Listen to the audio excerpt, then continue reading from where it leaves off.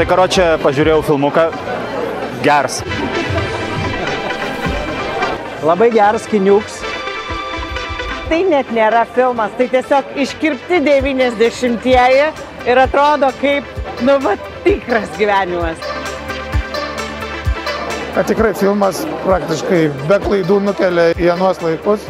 Ne tik, kad nesugadino knygos, bet paėmė iš tai, kas man atrodo svarbiausia ir dar papildė. Tiek gilios filosofijos ir tiek paprasto eilinio gyvenimo, kaip tada žmonės gyveno, kaip viskas atrodė. Ir svarbiausia, kad aš pamačiau save ten. Aš ten pasirodo irgi gyvenau.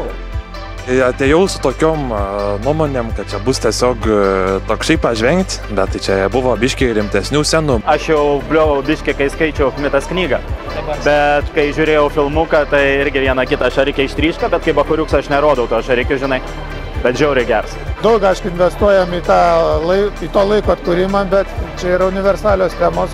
Sprendimas, meilė, savo vietos ieškojimas pasaulyje, tai niekur nedingsta.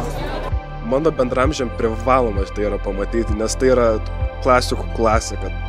Ne tik žmogaus coming of age, tai yra virsmas, tapsmas iš vaiko, paauglio, suaugusiu žmogumi, bet ir šalies.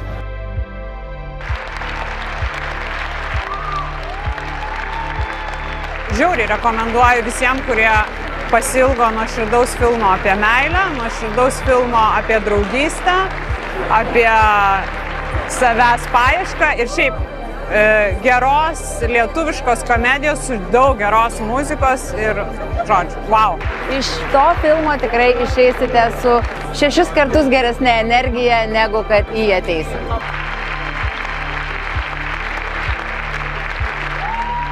Čia tikrai rimtiem, tik rimčiausiam. Dar gal klausimų?